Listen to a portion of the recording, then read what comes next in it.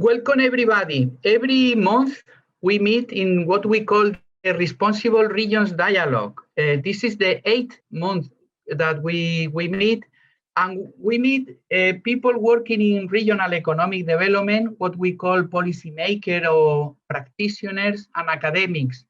And we discuss how we implement and involve the principle of responsible research and innovation in the strategies of development, and namely the regional innovation strategies. As you all know, because you have been, we know all of you, the principle of responsible research and innovation are connected with open science, gender equality, ethics in responsible research and innovation, citizen engagement, and I always forgot some of them. Sorry, science and engineering and technology education. And we think that is the way to have better and more adapted strategies for smart specialization. And now is a moment to do that, because most of the regions are launching their strategies for smart specialization for the period 21 and 27. Today we have a lot of things to say, and it's going to be an interesting event. We are going to discuss about indicators. So we will have a lot of things to say. And before that, I would like to say that the speakers, we have been preparing the speakers and the panelists, and we have a lot of discussion with them. So I encourage you to raise your hand, to use the chat, or to say something, because only for the preparation of this Responsible Regions Dialogue, bilaterally we have many more time than the 1 hour and a half that we are going to have today. So don't hesitate to participate and to interrupt us. This event is going to be recorded, and we ask you to mute and to unmute as soon as I give you the word. So today we will have one speaker and two panelists from the academia and practitioners, as we always have. The speaker I'm going to present you, and then the thing will be more smooth, the conference, and I will not have to spend and to interrupt the presentation. The main speaker is going to be Lisbet Frey from Tampere Region. She's an specialist on regional economic development, and she's taking part in an interesting project of responsible research and innovation, which is called TeRRItoria. By the way, EURADA is as well partner of this project, but we have started not many months ago, and we don't have many relevant results. However, she's going to explain us how she thinks that the indicators could be improved, and the experience on the Tampere region, and the look forward about the indicators, which is a very complex issue. She has many studies related to public affairs, and as well I have looked on her profile in LinkedIn, and I saw that she has studied as well how to sail academic, and I think it's very good in order to have indicator and put the correct compass in the boats or the strategies. After her, we will have a short time for question and answer about her presentation, and then we will initiate the dialogue. The first panelist will be Petros Prodaras. He is the director of the Attica Innovation Center, and he will explain us how he sees the presentation of Lisbet, and how accordingly with the experience of Attica, this type of indicators could be improved or could be challenged. And as you know, Attica is the capital region of Greece, and is more than 40% of the GDP. And the structural fund and the regional development is quite relevant up there. The center from where Petros Prodaras is the director match the academia and the business, as we are doing today in the framework of the smart specialization. So I'm sure that he will have a lot of things to say. And later we will have Ingeborg Meyer. She's a researcher on research policy evaluation and responsible research and innovation. Thank you for being here with us. It's a privilege to have your vision. She works in the Center for Science and Technology Studies And initially she has a science education. She is from the field of biology, and she has a molecular medicine, which is quite relevant in order to understand fully the technology. But she's here as well because she has been a researcher on MoRRI, one of the first responsible research and innovation projects which developed the indicator. So today we are going to discuss about indicator and the application of indicators. And as well, she's participating in many other projects, like, for example, New Horizon. So without no more introduction for my part, and I tell you again to the participant that don't hesitate to interrupt us because we have a lot of things to say. So let's listen a presentation from Lisbet Frey, and then later we will initiate the dialogue. Lisbet, the word is yours. Thank you very much for sharing your vision. Thank you very much. Thank you. Can you hear me? Can you see the presentation? Perfect. Both, no. The presentation you should maximize. Okay. And because we see the other ones. How about now? Now, perfect. Okay, great. And thank you so much for having me. I've been really looking forward to this opportunity to present my ideas to people who are probably wiser and more knowledgeable than I am. So thank you so much for this. So I'm here today to talk about that. Could we actually measure the well-being of the regional innovation system through the RI dimensions and perhaps the MoRRI indicators? I'm Lisbet Frey, and I'm working in the Council of Tampere Region. Within the council, I actually wear many capes, and this presentation and these ideas are the results of working in a few projects. So as Esteban said, I work as the project lead of pilot actions in the TeRRI's project, but I'm also working as a data analyst for this regional sustainability transition project. And I've just recently begun assisting in the RI project MoRRI as well. My academic background is in public administration and in public law, and I'm currently also working on my second master's degree in global governance law and sustainability science. Before I began to drive the sustainability transition forward, I drove yachts forward, mainly on the UK waters. I was a professional offshore sailor, and then transitioned to matters that began to matter more to me. And hopefully I can navigate the sustainability transition forward in the future. I hail from Tampere region. I'm originally from here. It is a great region with a very strong industrial heritage and history and quite traditional values in that sense as well. It is quite often compared to Manchester. Actually, the nickname of the city comes from Manchester as well. We have 23 municipalities. We just recently got one additional one. And we have quite a vibrant academic scene as well. Well, we currently have one university organization that was just recently combined by 3 former organizations. It is a very vibrant region, full of history, but also future potential. And it is also one of the most rapidly growing regions in the country. Right, because we love our region so much, we then began to wonder that how can we make sure that future generations can also enjoy living in the region, and how could we build a better future for us here and for the region itself. So then we stumbled upon Kate Raworth's the donut economic model.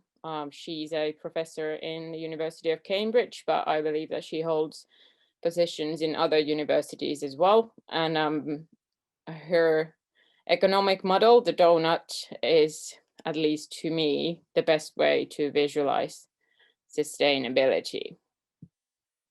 Right, so that's where this story begins.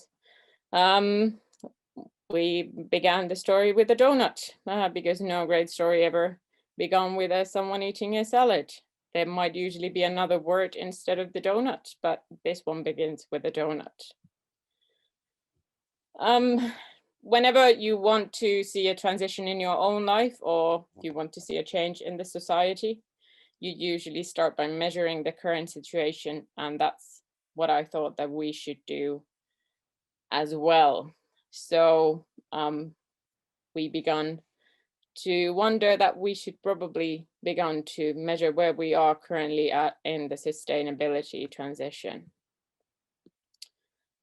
Our donut model, the regional one, will be based on a national model. There is a great country comparisons list, or it's almost like a tool that you can find on the University of Leeds website that this visualization is also taken from. So our donut will be based on this and will sort of follow the same model what they have used. However, I believe that the regional donut should maybe go or be a bit more in depth, and it should reflect the regional values and the region's character. So we are going to modify this slightly. But this is the donut that we start from. So the donut is the green space. As long as you stay within the green space, so you respect the boundaries of the biosphere's well-being, but you also respect the thresholds of the social well-being or the well-being of the society, then you can live sustainably.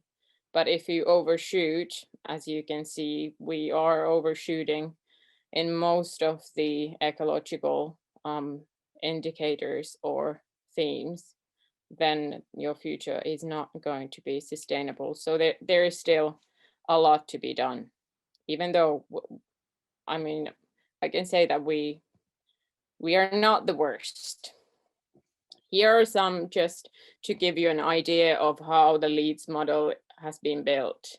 So here just some of the indicators that they have chosen, but also the planetary boundaries that they measure against.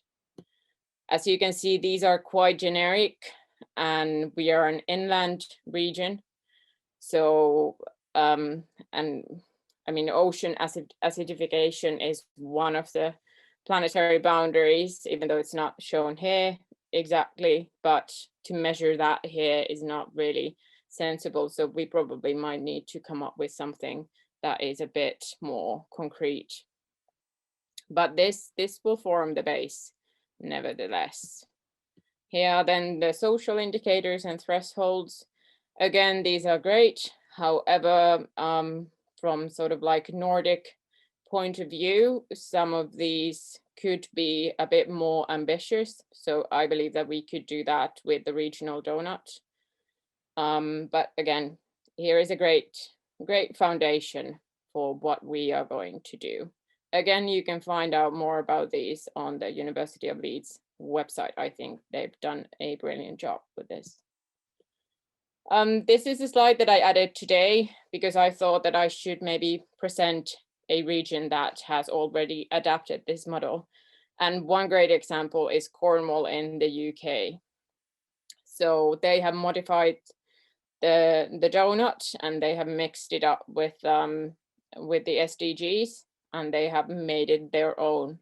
So I believe that the Cornwall donut model is one great example that we are going to look up to and see and learn from, and see how we can use it to our benefit as well. Again, there is a link that you can find out more about it, because it would take so long to go through this. But if you have any questions, I'll try to answer them afterwards. Sustainability in the Tampere region then, and our donut model. Well, firstly, I would like to say that our position where we are starting from it's not really the worst, because we just got ranked as the most sustainable country in the whole world, which I'm very happy about. Obviously, there is a lot to be done, but I like to enjoy the small wins, and I think this is a great one. I'm also quite happy that we beat Sweden, but we can include this in the dialogue as well. There is an ongoing friendly rivalry between Finland and Sweden, so that was equally important to us. So here is on the right-hand side is the donut model, Kate Raworth's original donut model. And then on the left-hand side, you have the planetary boundaries that we should respect if we want to live sustainably. As in the Cornwall model, they mixed the SDGs with their donut. We will also mix the SDGs, and they will be provided through this Mayor's Indicator service that is then comparable nationally, but also to Sweden and to the UK. So we could then compare our donut to these, or at least we can compare our data to these countries, and the service is growing. So hopefully in the future it will grow and thus will be able to measure or compare it with more countries. But this is an ongoing process, and since I'm the one building this, I'm still in the process of drafting the whole donut. So I have a huge mountain of data to go through and see what they've used in what the UN has used in the Sustainable Development Report. And there is a lot to be done, but it is beginning to take shape anyhow. So I'm happy about that. Right. So I mean, I'm a huge fan of Kate Raworth and the donut model, and I think the plain donut is great. But as I'm working with RI projects as well, I then began to wonder that could it make sense, or would it make sense regionally to add a glazing to the donut? Maybe internationally, who knows? But I'm not ready to want to say anything about that. But at least regionally, wouldn't it be great if we would have a glazed donut? Because then we could enhance the donut, make it better than it already is. And I think the more glazing, the better to donut. But this also probably partly explains why I have failed in my personal transitions or life changes. I believe that the actors of the regional innovation system are actually the bakers and the makers of the donut. So then in that sense, I think that it is crucial to monitor and measure that they do or that they are following the transition or making the transition responsible. So thus I came up with the idea of combining these two models, that we would put the RRI dimensions on top of the donut. Here is an example of what our innovation system looks like and what the glaze would then cover. So while we are in the middle, then we'll have knowledge creators and innovation campuses, incubators and accelerators, governmental organizations, funds and investors, living labs and communities, hubs and co-working spaces, and then we'll have external actors like co-creation platforms, networking events, partner and support services, etc. And then obviously there is the corporate dimension. That is a whole different story. But I believe that this would be a very good starting point. So in my mind, I visioned the enhanced donut like this. On the bottom, we would have the crust. That would be the ecological well-being, respecting the planetary boundaries, that the crust would create the foundation for the whole donut system. And the core of the donut or the glaze cannot really exist without the support of the crust. Then at the core, we would have the social well-being, and the core can only exist within the boundaries of the crust. So social thresholds need to be set in place in respect of the planetary boundaries. And then at the top, we would have the RIS Glaze that would measure the well-being and the responsibility of the regional innovation system through the RIS dimensions. More glazing, better donut in my mind, but we can discuss about that as well. When I have been thinking about this, at least for now, I cannot really imagine a boundary or threshold that could be crossed with the RIS dimensions. I think it's all about finding a balance with them as well. But this is one of the questions that I'm here for today to seek your opinion. The RIS Glaze is the first visualization of how it could be measured, like the planetary boundaries model that was developed in the Stockholm Resilience Center. The RIS Glaze could be a sunburst diagram that would then measure the different dimensions of the RIS. And the width of the beam could then measure or portray the importance or the scope of a particular dimension within the innovation system.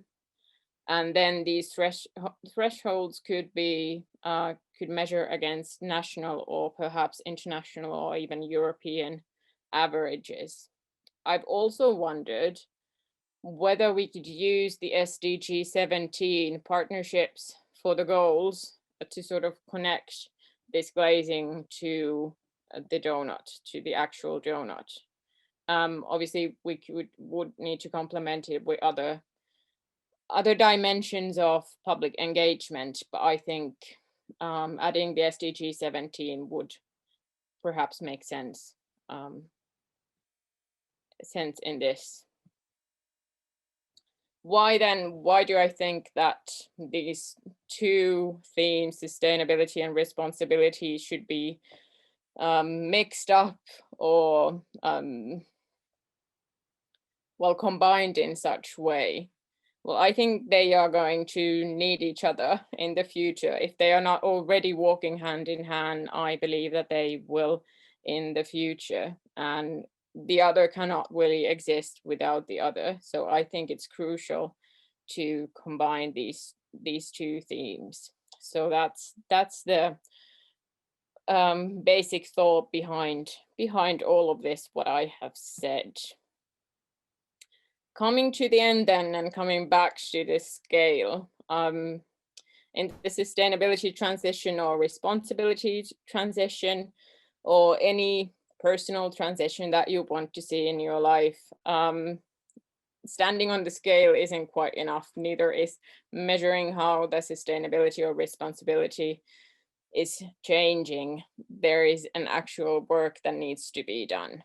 But I do believe that this is a very important part of any transition that we want to see. So that's why I believe that this sort of measurement system would help to build a better future. But I don't really have any answers. I have just thoughts and ideas, and I actually came here today to seek some answers. Do you think at all that it would make any sense to see the RIS dimensions as a portrayal of the well-being of the regional innovation system? And would it make sense to layer the responsibility with sustainability in such way? And would this sort of model help to transition from S3 to a more sustainable smart specialization strategy? And then I have loads of questions about the MoRRI indicators. How can we find the correct ones? And what about the actual data? And should it be comparable on a national level or international level? And what would the correct thresholds be to measure against? So here are my thoughts. Thank you so much for your attention and for this opportunity. Thank you. Thank you to you for raising the question and the debate. Now, before the panelists have their intervention, we are going to make you some questions and doubts. I'm going to open the file and taking over from what you have just said about the appropriateness of the RRI indicators for the strategies. I wonder, and it was my question, how you integrate these indicators in your strategies. How, in case that we could use RRI indicators, imagine that you have a positive answer, how you will integrate them in your strategies, in the donut, how you will use. Imagine that you have a better indicator for gender, and we see that Tampere region is wonderful in gender. However, the researchers are not so fair, and the ethics and the citizen engagement are not so good. How you will consider that this type of output from the indicators could help you to have a better strategies? Well, there is an ongoing strategy process at the moment. So we are building the new regional development program or strategy, and then the smart specialization strategy. And well, for instance, we have tried to implement the RI dimensions into the process, but I don't think it's quite enough. That it's I mean, even if you inject the whole strategy with these words, it's not going to be enough. I think it's a whole transition that, and I think if these visualizations then, and this like following the change and following what is actually happening and bringing it up, that's what's going to create the transition, and that's what's going to make the system more responsible. But so I think that something like this would actually be more effective rather than trying to inject the strategical processes with RI dimensions, because this would keep it in people's mouths. And you could, well, when we get to the MoRRI indicators, I have some questions, but then maybe people would talk about it a bit more, and we could actually see a real transition. At the moment, we are planning to include the sustainability indicators to the regional strategy somehow. How is yet unclear, but at least there will be a strong sustainability dimension. But I think that there should be a very strong responsibility dimension as well. So that's the plan, but there are still a lot of steps to take, and this could be one. Thank you. And in any case, Finland is always a way forward of any of us. Thank you for the inspiration, because what you are considering now is wonderful for all of us to inspire. What are you? I don't see any question. I don't know if someone wants to say something. Yes, Cristian Mancinone from Arter. Yeah, thank you. Development agency from Emilia Romagna. I introduce you. Okay, thank you. Thank you, Sevan. Really interesting, the application of the development model to a regional strategy. Really interesting. Really interesting. I was wondering if you, at one moment I've seen that you are applying this co-change framework. Are you going to try to co-design even indicators, or co-design some kind of grant scheme, policy scheme together with territorial partners? And if yes, in which way do you think that can affect the way in which you decide or design indicators for the strategy you have set up, or you are in some way framing? I think definitely. I mean, I'll take all the help and all the ideas I can get, especially about the responsibility dimensions, because there are so many other European countries and regions that are ahead of us. So definitely, this is a first presentation that I'm holding about this, but I think that the donut, so the sustainability part, will probably form itself within the region. But then again, we are building it after modeling it to other already existing donuts. But the responsibility layer definitely should be a European quest. I wanted to call it the European glaze, but I wasn't sure what you were going to think about this, so I just called it the RRI glaze. But yeah, I think it would be great to build it together. Thanks. Okay. If you don't have any more question or comment, let's go to Petros Prodaras. I remember you that is the director of the Attica Innovation Center. And we are going to have a vision of the practice and the reality in Attica region. Petros, the word is yours, and thank you very much for being with us. Thank you, Stefan. Thank you, Stefan. Can you hear me? Yes, perfect. Okay, good, excellent. First of all, thank you for the invitation. Thank you for the excellent presentation that was very, let's say, enlightening about the concept of RRI and the role of the indicators moving forward. Okay, just to start with a couple of points. First of all, I saw that in your slides, Lisbet, you were referring to RIS, RIS as a regional innovation system.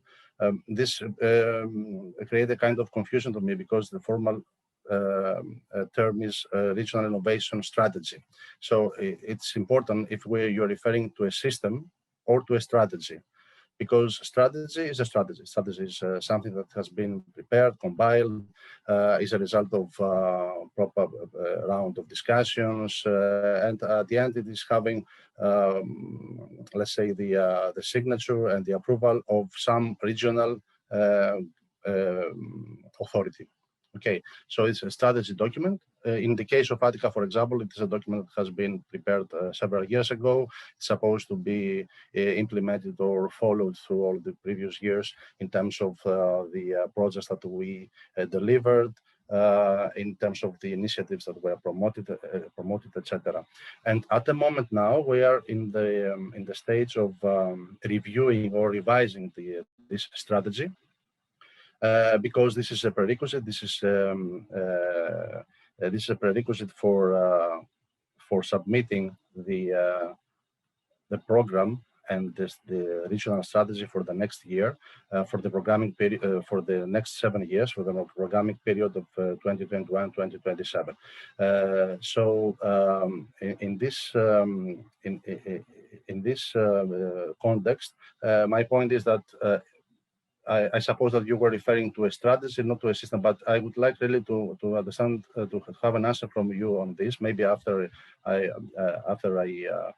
finish my intervention here, because if you're referring to a system, then probably you are referring to the ecosystem, let's say, of the innovation, which includes all the actors, the academia, the industry, the regional or the national authorities, as well as the society.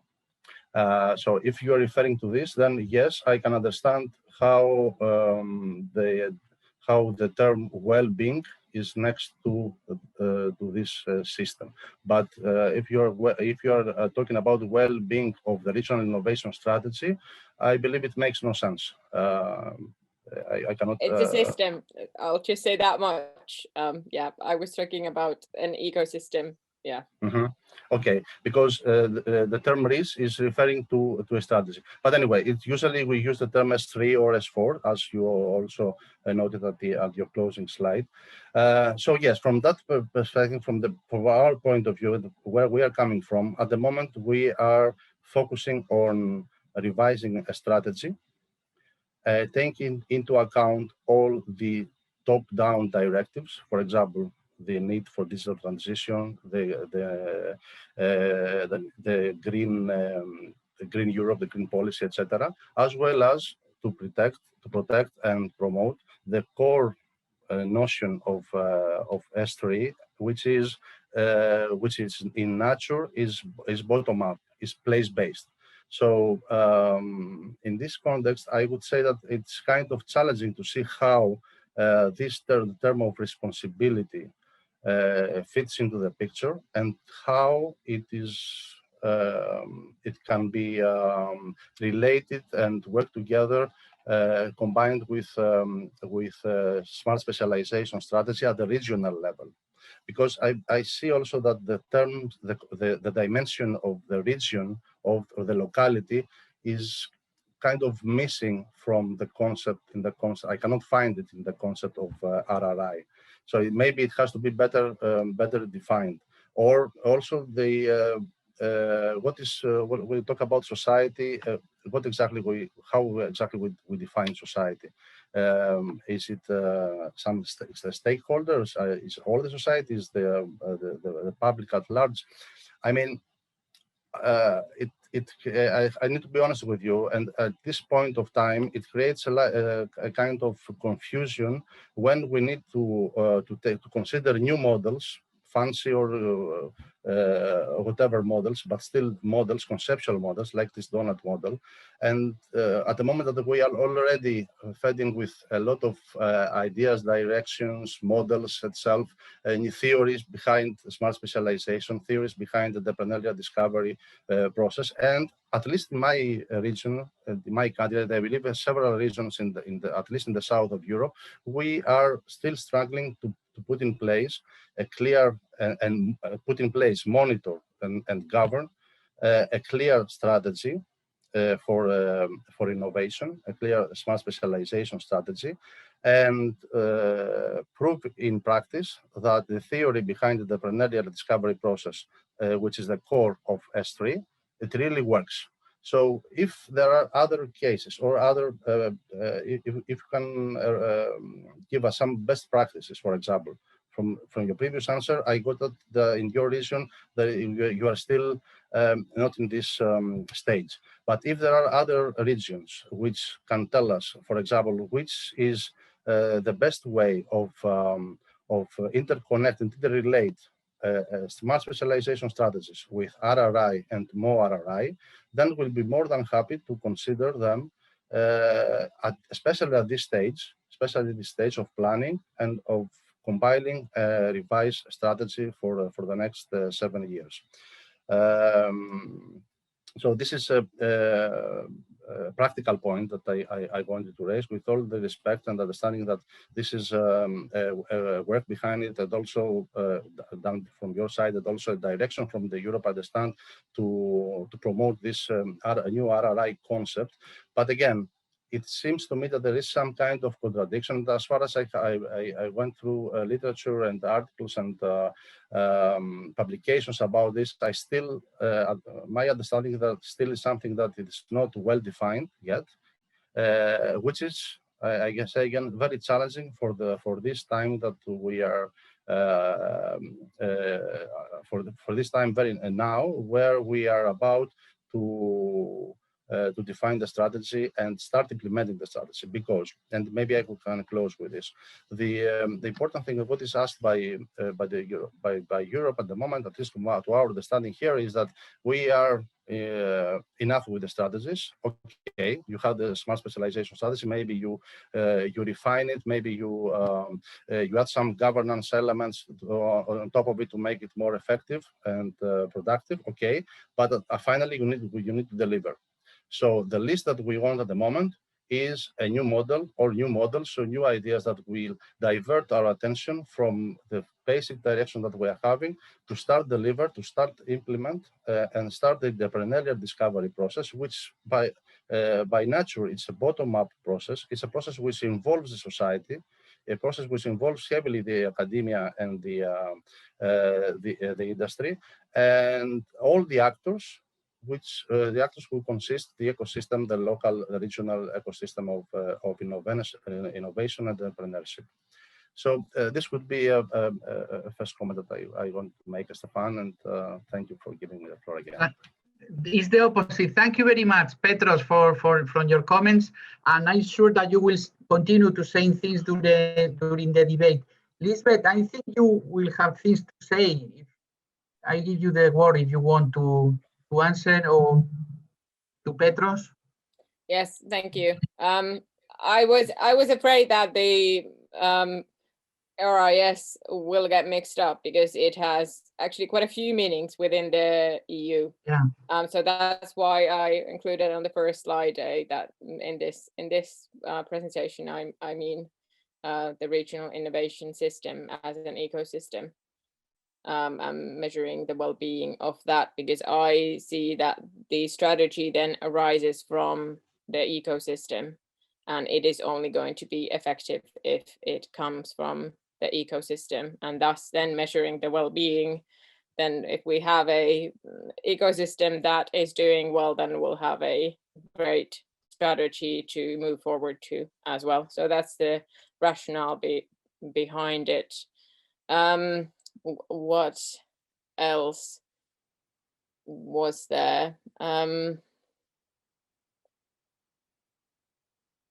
We are currently building, as I said, the strategic process is ongoing, and our strategy will be mission-based, as it's probably going to be in a lot of places. And in the in the strategy that's currently in force, there was also ways to go about the missions or the spearheads, and perhaps those are the that's the place where we could implement the RI dimensions more. We did implement it more, especially with public engagement, but I think that if we would inject the methods of going after the missions with the RI dimensions, then that would be an effective way to apply the RI to the strategic level. Lisbet, if I may, Petros would like to say as well that there are some territories in Europe where the smart specialization, as we understood, the conventional one, with the entrepreneurial discovery process and the monitoring indicators and so on, don't really work because it's complex governance. So we think that in inserting there, even in this complex governance, the RRI indicator is even to bring more complexity, while we have to deliver in this moment a good strategy with a common vision where we set up the priorities and we monitor them in order to steer that. So it is that. So I don't know how you in Tampere region see the smart specialization strategy. Probably I think that in the first round, 7 years ago, you already have a very good strategy, and that's why you are more evolved and you are thinking how to implement and to have a better regional innovation strategies. Perhaps. I think our ecosystem is actually works quite well and is quite clear. Yeah. So thank you very much. Thank you. So if I may, I'm going to pass the word to Ingeborg Meyer. I remember you that she's a specialist on indicators. She is a researcher of the Center for Science and Technology Studies, and is one of the best people to answer the question of Lisbet. Can we use the MoRRI or the super MoRRI indicators in the regional innovation strategies? Ingeborg, the word is yours. Thank you very much, Esteban. And to answer that question immediately, I think I won't give an answer to your questions out there, but I can tell you a bit about the process that we have been going through in terms of developing this indicator story and also everything that we've learned from that. Thank you very much for your presentation. I think a very appealing one, and I like the idea of the glazing, and it's interesting to think about it, because if we from the RRI community would build a donut, maybe the glazing would be the sustainability, so then it would be the reverse. And I think essentially the whole thing should be an integral part. So sustainability and responsibility go hand in hand, of course. And it's difficult, but it's difficult to catch that situation and to monitor the change. So let me begin by telling you where we come from, and I do wear different hats like you. So I am in actually 4 responsible research and innovation projects. One just finished, which was the New Horizon one. Then I'm in MoRRI. MoRRI is the successor of the MoRRI project. I will tell you a bit more about that in a minute. And I'm also in 2 territorial projects, territorial RI projects. One is Cherries and the other one is Repeat. The first one is on healthcare systems and the other one is on energy transitions. And like the TeTRRI's one that you're in, we are working in different regions. And we also try to connect the MoRRI with the territorial project. So I'm a bit a spider in the web, if you like, at the moment in this area. MoRRI, to start with the MoRRI story. This was actually the first tendered project that the commission commissioned to develop a monitoring framework for at that time, very new policy. The project started in 2014 and was finished in 2018. And it has been a major struggle, as I can tell you that. We ended up with a basket, so we had to depart from these 6 key dimensions that were by then defined by the European Commission. And we ended up with a basket of indicators, which we have tried to measure one time at a national level. And I think a bit to our surprise, immediately when we finished this project, about the same time, which was in March 2018, all these indicators ended up in the Science with and for Society program, the Horizon 2020 program. So now everybody has to sort of comply with something that is unfinished business in the first place. And of course, it's no surprise that everybody is therefore struggling with that a lot, as we are ourselves, because there was one project that was the successor of this MoRRI project. There was one call in the Science with and for Society program. And let me say the core group of MoRRI submitted to the MoRRI project. So now we have extended our struggle, so to speak, and we have revised the indicators that we developed ourselves. We revised them in several ways because the original measurement that we did was at the national level, and we plotted that in a kind of a spider diagram. It's not a donut, but a spider diagram. And then we realized that, of course, it makes no sense to do this at the national level because all the institutes and the institutions, not only academic, but all the other stakeholders in the field, the industry, the agencies, the policies, the funders in those ecosystems are so different by nature and in the different parts of Europe that you cannot measure that reasonably at the national level. So the first shift we made was to move from national to institutional level or organizational level. We call it from macro to meso level, where then micro is the individual researcher level or individual person level. So that was the first shift. Then we revised them from, do these indicators make sense at an institutional level? And could we translate them? And what are the data sources that could be used? And that is, that was another round of discussions that were pursued. And I do have a kind of a table where I connect the original ones with the new ones, or there are no new ones, with the situation from do we keep them or don't we keep them? And there are a lot of maybes there.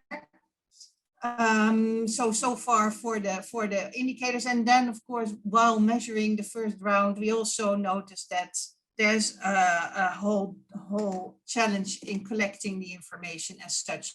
We did that through a survey, and then you don't know what kind of answer you get, because you don't know who fills in the survey, you don't know where they get their information from, you don't know actually the meaning of what they delivered to you.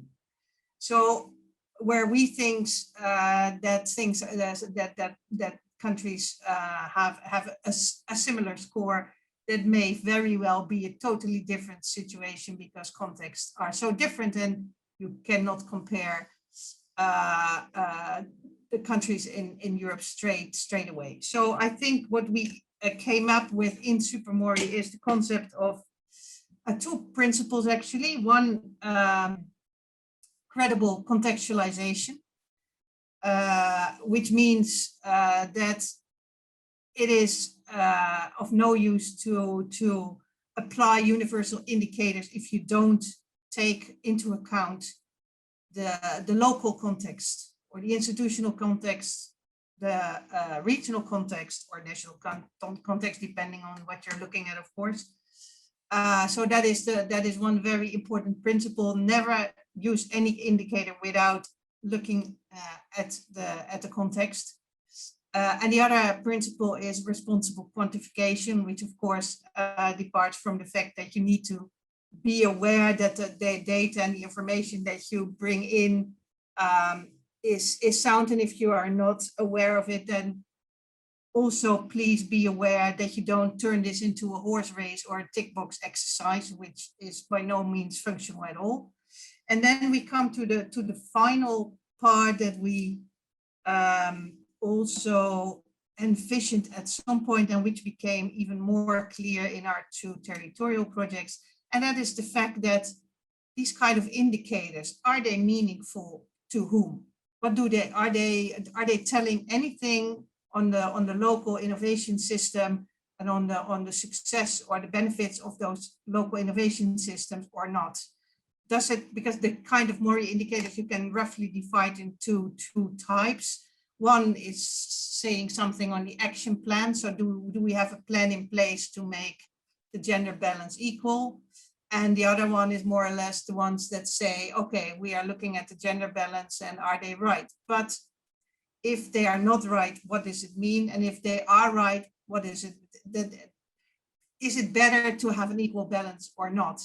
You would say initially yes, but in other contexts, that isn't the case, because as we know from the science system, there are a lot more in the eastern part of Europe, there are more female scientists than in the western part, at least in terms of professorships. Does that mean that these countries are better in terms of gender, or is it just that their innovation system and the role that academia plays in that context is different? So as soon as you start thinking about it, there's no clear answers anymore.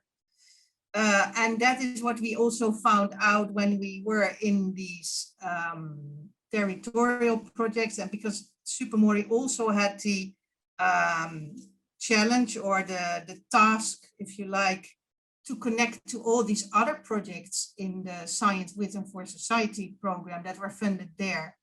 And to reach out to them and to see what kind of information they collect that could feed into our indicators. So that is the reason that we have set up what we call the SWAFS ecosystem, in which we get together and discuss common issues. So everything that I tell here is constantly being discussed in different shapes and forms by the project, because we all sort of struggle with the same issue. And that has to do that we want to make this innovation, research and innovation system more responsible. And then the question, but what does responsibility mean to you? And that is what we found out in our territorial project, that there is, let's say, a project level talk idea of monitoring progress within the context of a project. And as soon as you then enter into the regional, in discussions with the regional stakeholders, the elements that are important for them are totally different. And of course, responsibility is also looking at the things that your region or your local context finds important, and what they want to be measured against, because it is of no use to let them measure things that are not meaningful to them. That wouldn't be responsible at all. So that is the struggle that we entered as well. So we have, let's say, in the territorial project, a local or regional reality and a project reality that is also has a different timeline. Because if you implement a project and you want to create change, then of course you can measure the activities that you implement, but the benefits and the results of that project will happen much later. So that is there are two timelines there. And then the last thing is that there's also, what we found is a huge translation issue, because the language that we use in our policy context and domain, all of us who are so used to this easy thinking, and we comply with that, use language that is not necessarily recognized by all our local stakeholders. And it's not about us creating a system to sustain ourselves, but it is aimed, any indicator, any monitoring system is aimed at supporting the local research and innovation system. That's what it's, at least that's what I think it should be used for. So these are all the struggles that we are having in MoRRI and in the TeRRI's and RIS project. On the indicators, if you want, I can share with you which indicators we think are make more sense at the macro national level, which could be used at the meso level. Some of the data sources that were used in MoRRI are the international ones, such as Eurostat or Figure or Eurobarometer, and that is probably not applicable or not useful for any regional or local situation. So I'm happy to discuss, but I think my message is design your indicators that are suitable to your situation and follow them up in your own context, and make things or develop things that are useful to you in order to measure change, because it's I think eventually the change that is happening is the most important thing. And I think that is what I wanted to say, and I know that it probably raises more questions than that it gives answers, but I can't make it any better than this right now. Sorry. Thank you very much, Ingeborg. It has been great. And I'm sure that there are many people who would like to comment. I take for myself later the credible contextualization and the responsible quantification for the indicators, and to make your own, to customize to your own territory as you recommended to Lisbet. Thank you very much.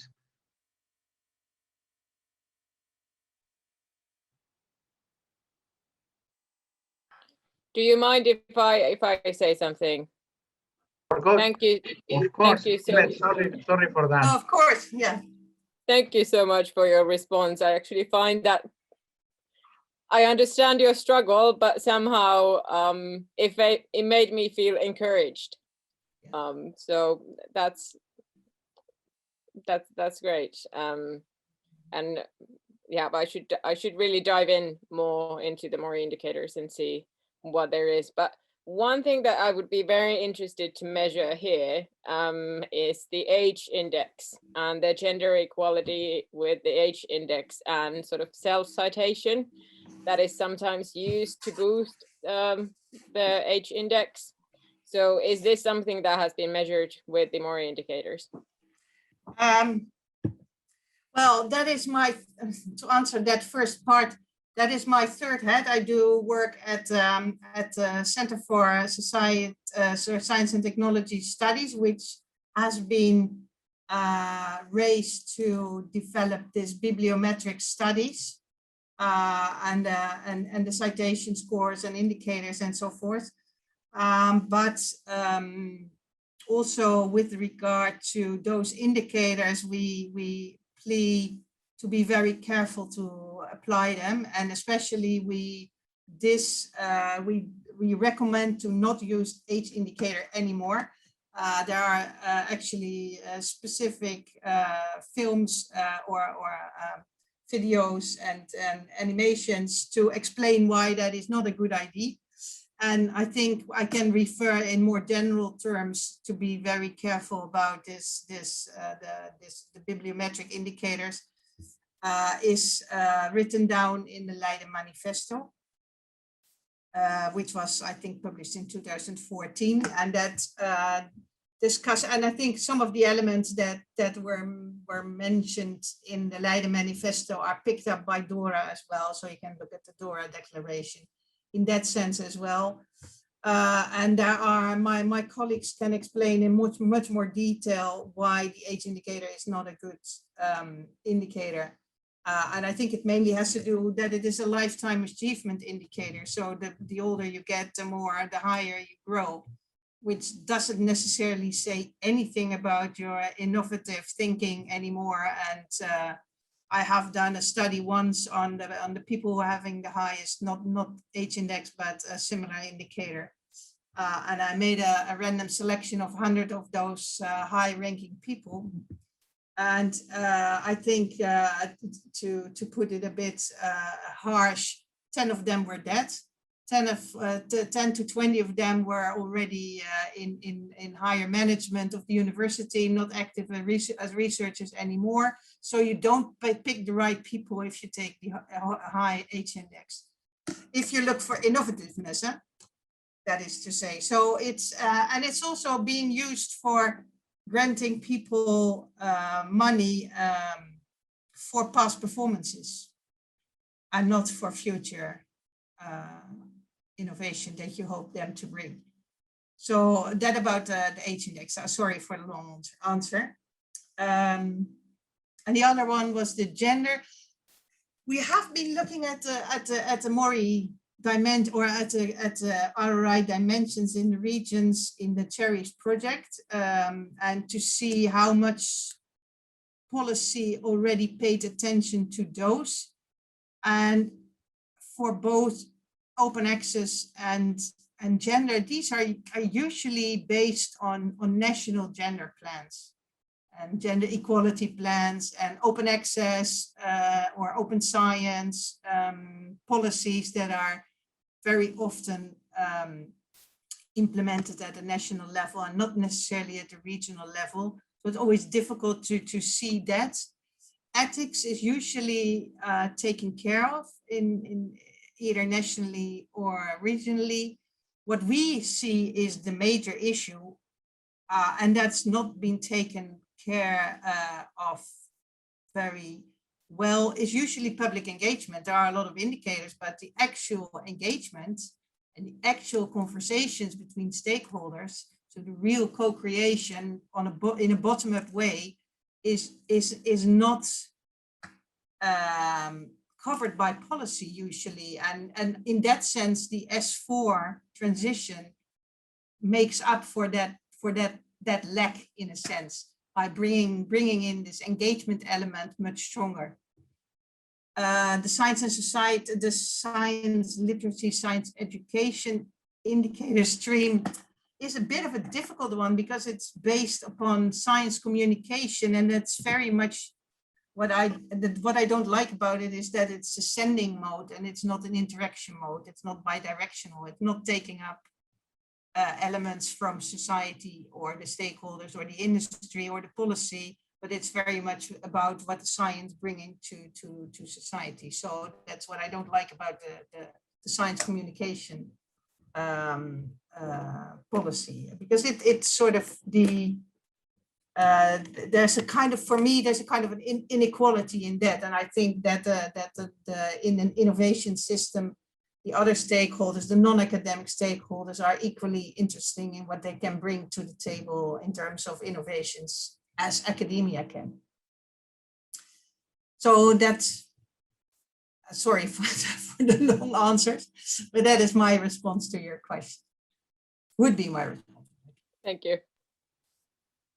In any case, I think, and it's my personal view, following the strategies that are going to be to sustainability, we have to improve the traditional indicator that we use as a regional economic practitioner in the smart specialization before. So we need to think more in the impact on the policies and not only in the outcomes on on the thing that we were doing as we are used to have. However, it's always difficult to measure impact, as we all know, how you measure, and especially in sustainability, because it's not only less consumption of energy or CO2 emissions or things like that. One of the sessions that we used to have here, we spoke about energy and the laboratories in the field, in the framework of the smart specialization of the smart grids, and as well the equal distribution and the poverty of energy. So there are many issues that we have to figure out and to analyze. Yeah, I agree that it's important. Oh, sorry. Sorry. Go ahead. Well, I agree that it's important to have a strong focus on the process rather than on the outputs, on the outcomes. Because setting in motion a process can already be a difficult step to take. But once you're on the road, then it's easier to get somewhere than when you don't even start. So I should have probably mentioned this before, that these, whatever the model will look like, we have an annual innovation overview. Well, it's called a situational picture, but I think that overview is probably a more appropriate term, that describes the current situation, innovation, activity related situation in the region. And so this will be an addition to that, because it hasn't really had a sustainability section to it. There was a pilot last year, but this will be the first proper one. And then I think that there should be a responsibility dimension to the overview as well. And I should say about the age index, it is used here still. And that's, I believe that it is still an integral part of how you move forward in the academic world here. And there has been some discussion that men use self-citation more than women, and thus they boost their age index, and thus it will help to move forward in your academic career. And I would like to know if it's true here. I don't know if it is, but there is an ongoing discussion about it. So that's why I asked about whether this has been thought about in the RRI or more indicators. But that was my thought.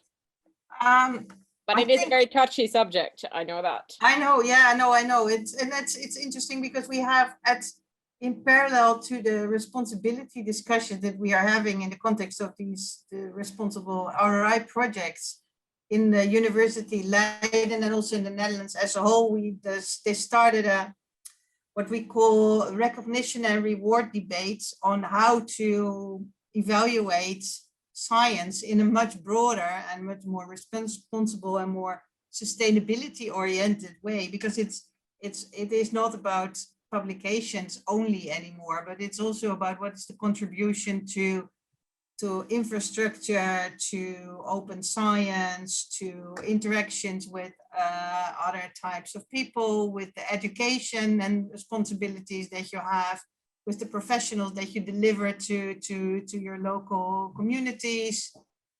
It's about so much more, and it should, because if you only measure people in those limited ways, what you then end up with is with a very specific type of person or researcher in the system that doesn't entail the whole capacity of what you need in order to solve the societal challenges, because then you need much broader skills set and capabilities in order to do it together. Yeah, exactly. I fully agree. Thank you. Yeah. But in order to follow up on your issue, that it is a touchy question, we have also in the context of Super MoRRI some very in-depth case studies, and one of the case studies is on eco-innovation and gender, which is exactly tapping into this topic. Okay, perfect. So that it will be carried out by our lead partner, Fraunhofer Institute. So they are doing this, what they call eco-innovation and gender. I don't know whether it's exactly on H-index, but it is on this in this particular area. Okay, Great, very interesting. So it's broadly recognized, of course. It's not yeah. Okay, I don't know if you have any more comments. You can speak about whatever you want now. Not football, please, not football or bullfighting. We say that but other things about responsible research and innovation or whatever you consider we could. And then I will finish with some recommendations and whatever. So any idea, any comment?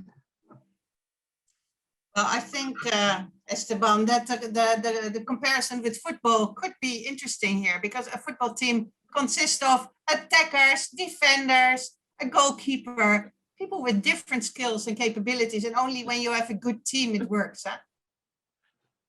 Yeah, if you have only attackers, you won't change the world. We say football and bullfighting because it's two passionate things and people discuss more than in politics. If you speak about politics, nobody cares. But if you speak about football or bullfighting, this is and then all the passion comes up. This is the passion. Well, I'm as passionate about the RRI as on Okay. Yeah, but So I think that's a very good metaphor. I think the more diverse any ecosystem, natural or human-made one, the more healthy and the healthier it's going to be, and the more it's going to succeed. So yeah, that is a very good metaphor, I think, even though a football one. Yeah. So if you don't have any comment, I'm going to give you 5 recommendations. 5. The first one is to take a look to the dialogue. You know, today is the Research and Innovation Days. And yesterday, Henri Paquet, the General Director, made a conversation with several researchers about open science. It's in YouTube, everything is in YouTube on the Research and Innovation Days. And I think it's a good way to see practically what sometimes we see in theory that could work, and it's the open science to solve the coronavirus crisis, so how it has been worked and what has been done. So I think it's a good way to see and to touch things. And as well as you know, probably you know, all of you know, the Research and Innovation work programs are there after many drafts and many discussions, so it's published and we all know that they are there. They are an interesting call for proposal about developing and policy training on the practice of open science and responsible research and innovation. Everything is, most of the things related to responsible research and innovation are in the bottom. When you see the pillar 1, pillar 2, pillar 3, in the bottom, there is a program, it's called Widening Participation. And there is where we could find some things related to gender, open science. This one is going to close in 2022, so you have time to prepare proposal, and as well there are many others. So we will send you the links in order to facilitate and to prepare there. There is not a program of science with and for society this time, but the things, and this is a good news from my point of view, is that many of the things that we discuss in that program is horizontally, like the criteria that public organization will have to have a gender policy for next year. We are private in Eurada, consider private, but we will have something. But for universities and other public organizations, you will have to have a gender strategy. Another issue is about events. Well, some of you are preparing and finalizing the event for the European Week of Regions and Cities, which is the major meeting with over 10,000 participants when we could go to Brussels. Will be many more thousands online. If you have not the opportunity to prepare an event for there, please consider that you could organize a side event in the beginning of September. So don't worry if you have that problem. Another, and this is self-promotion, we will have tomorrow a meeting of 4 responsible research and innovation projects, and we will discuss about maritime territories that has difficulties. Here we have already a session in the afternoon about public engagement, about how to define the priorities on the use of territories, which was done in Norland. And we are going to have other project is not only CERRI that is led by Norland, but as well RRI to Scale, TeRRI, and of course TeRRItoria will participate there.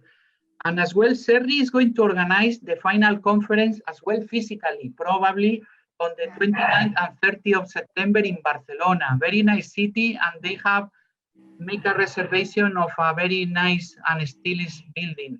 This type of things, because are the first one, everybody wants to go, probably, and so try to book. You could as well prepare poster. Already is open the poster presentation for the conference. And every time that we organize this, we have a meeting internally to discuss how this dialogue works. And always my colleague says, this is the best one. I have the same feeling that this is the best one because it has been very practical, even if we discuss about indicator, which is a very complex issue. So thank you very much. We are going to take holidays. So we will come back on September.